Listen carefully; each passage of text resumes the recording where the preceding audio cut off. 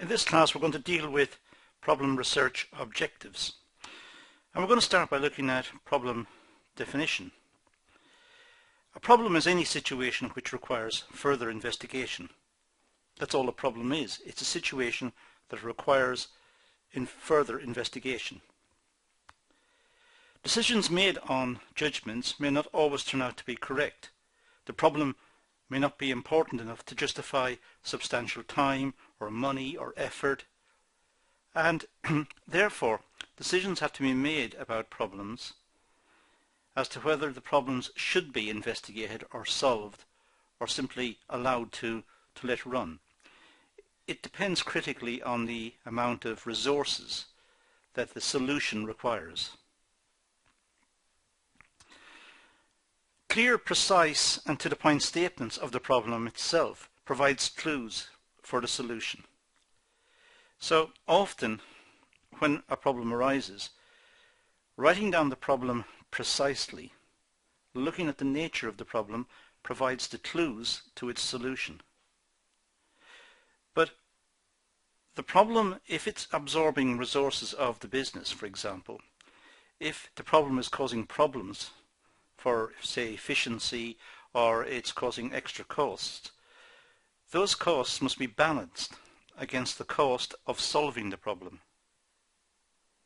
Sometimes a problem may be recognized and simply allowed to continue because that's the most efficient thing to do. On the other hand, a vague, general or inaccurate statement of the problem only confuses the researcher and can lead to wrong problems being researched and useless results generated. So the first and most important part in dealing with any problem is to understand the nature of the problem. Be precise and to the point, and a problem which is clearly identified may suggest its own solution. But if it's a vague and general and inaccurate statement about the problem, then this could be misleading. It could cause further wastage of resources in trying to solve a problem that's not properly understood. So the big issue in problem resolution is to state the problem, identify the problem, and be very precise. Now let's move to research objectives. In any study, in any research activity, the research objectives form the core of the study. The objectives address the purpose of the project. The purpose of the project must be clearly understood and stated, and the research objectives will attempt to address that purpose. Research, generally speaking, facilitates decision making. That's one of the major benefits of research. It identifies a problem and then attempts to determine a solution and show the ways in which the solution may be implemented. So it's facilitating decision making. And of course, the research will also be looking for best practice. It will be looking for the ways in which the solution may be implemented in the most efficient manner possible.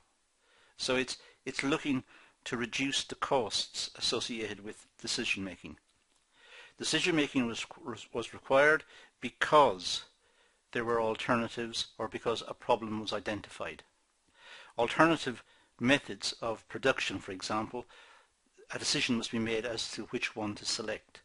Or if a problem existed, let's say the stores in the business was not running effectively, decisions have to be made. Well, in setting out the problem and doing some research, the most efficient solution, one which reduces costs, may be determined and then implemented later. Research can also help businesses to discover opportunities, and these opportunities may lead to innovation within the business. It may lead to innovation in processes, in the way the business conducts itself, or it may lead to innovation of the product itself. But research is a valuable source of information in helping to determine what is the best practice and what's the best way forward. The general and specific objectives should be stated. And it's important to note the difference between the two. The general objectives are the broad objectives that cover the business: to reduce costs, to meet the stakeholders' requirements, to increase profitability and to grow the business. These are general statements. These are general objectives. Specific objectives may be to reduce costs in the production area of the business, or to reduce warehousing costs, or to reorganize some part of the accountancy section, or to gain more sales through a different marketing ploy.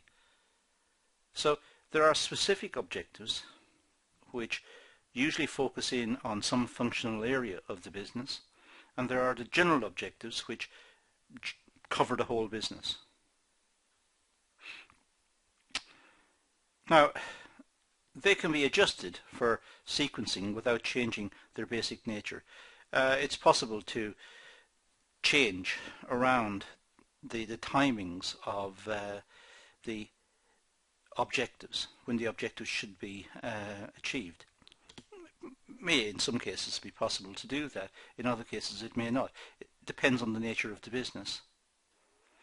But by and large, a distinction should be drawn between general objectives and the more specific objectives, and they should be clear. The objectives may take the form of questions, simply asking, is this the best we can do? Is that the best way in which production should take place? What if production was reorganized and carried out in a different way? What if the stores were to do this? What if the marketing section were to look into a different market?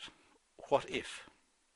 So asking questions is quite legitimate in trying to determine what the problem is and what the solution is and what research is required in order to bring the business to solving the problem, whatever problems identified.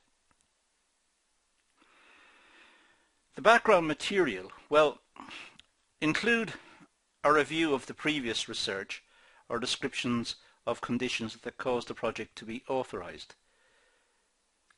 Previous research is always valuable. It shows how the research was conducted, it shows what issues were brought up, it shows how the research failed or succeeded, it showed what problems were encountered by the research so that they may be anticipated and dealt with in the current research. So previous research is very valuable. It shows how the previous researchers went about the task. In a sense, it's passing on knowledge from one activity to the next. It's passing on the knowledge that was gained from previous research into the current research, and that is valuable. It may entail preliminary results from an experienced survey or from a secondary data from various sources. Preliminary results from the experience of a survey are important.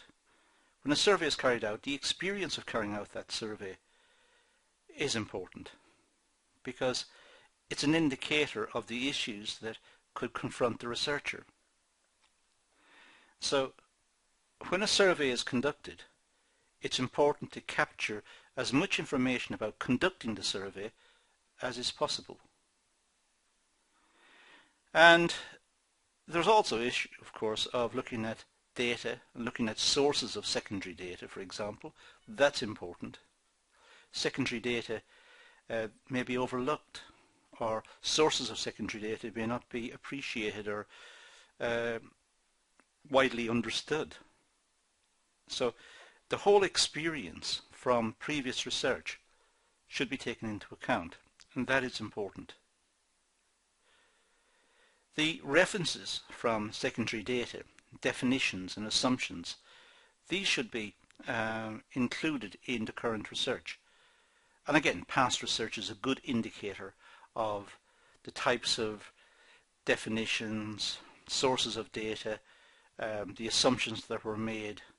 So past research, very valuable.